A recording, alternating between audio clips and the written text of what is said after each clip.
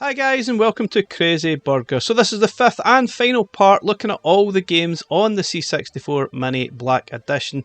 In this video we're going to be looking at Sam's Journey, Shadow Switcher, Spinning Image, Steel Ranger and finally Yeti Mountain. So without further ado, let's get stuck into the video.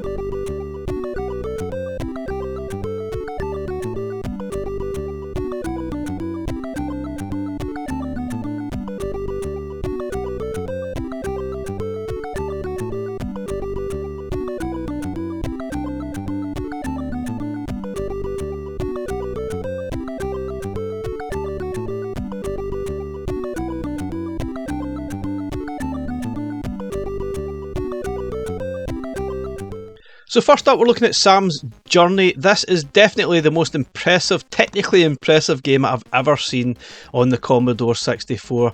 The graphics, the sounds, everything about it is high quality stuff.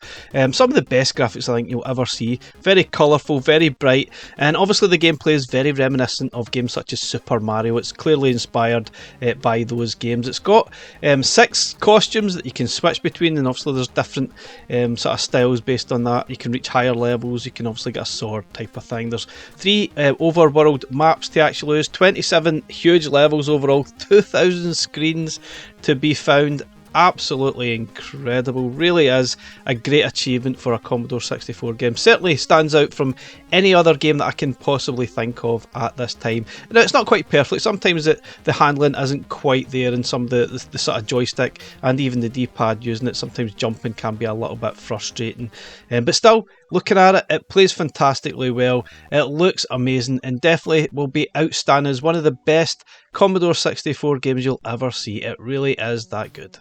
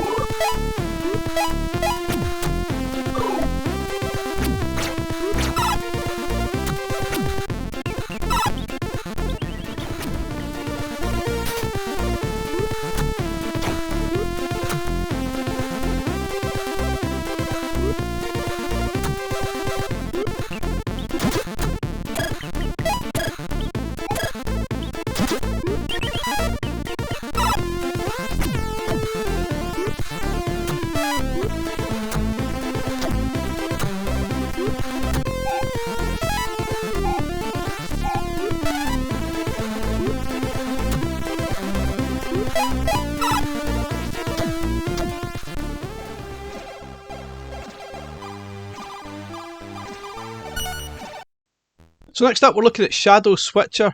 It does remind me a little bit like Jumpman, just basically based on the graphics.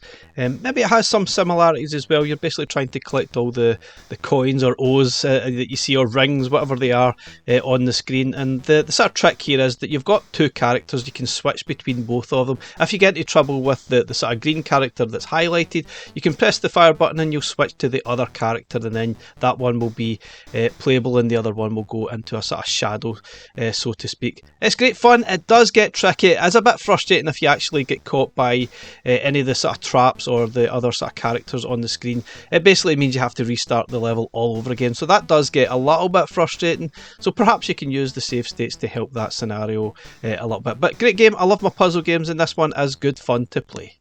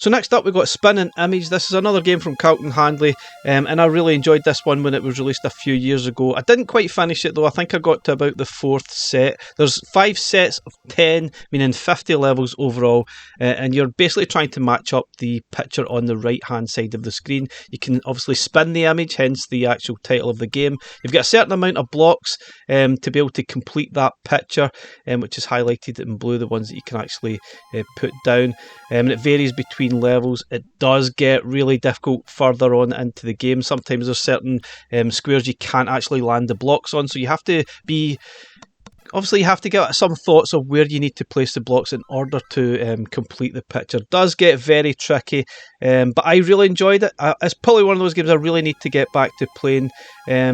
It's another great title from Carlton Handley. He's obviously been putting out some great stuff, and amazingly, this is free on itch.io. So if you don't have the Black Mini, go ahead, download it and play it and enjoy it for what it is. It's great stuff. I really enjoyed this one.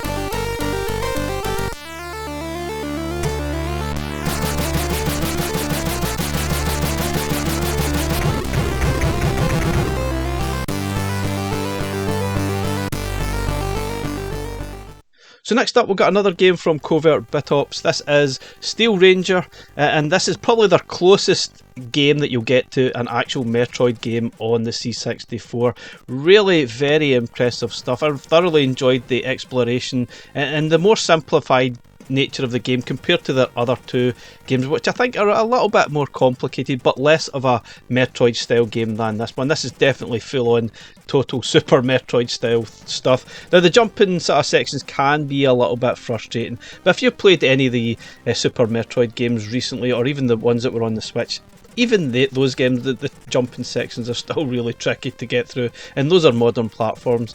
So considering the limitations of the Commodore 64 and obviously the limited buttons we have access to, it's an absolutely amazing achievement. Definitely worth playing. If you love your Metroid games, you'll absolutely love this.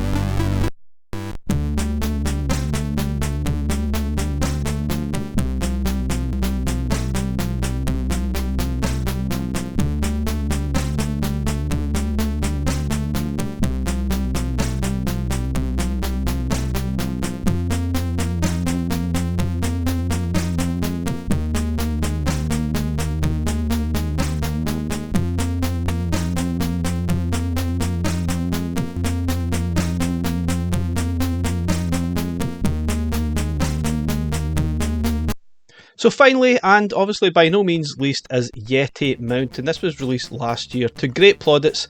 It's really quite impressive. It's basically split into 3 different style games, or 3 episodes should I say. The first part is basically an RPG style where you're trying to investigate the disappearance of your friend in this sort of ski resort and trying to figure out what actually went on. So a lot of sort of exploration, talking to the different, interacting with the different characters, a bit of a go fetch at times, find this item, bring it back, get some skis and eventually make it onto the ski slope, and then it'll sort of unravel itself as you go through. Really quite impressive. It does get a little bit annoying. I think I'd rather have a run button sometimes for the character. It does get a little bit tedious going back and forth, but still very impressive and one well worth playing, and it's certainly deserving of the plaudits it received when it was released last year.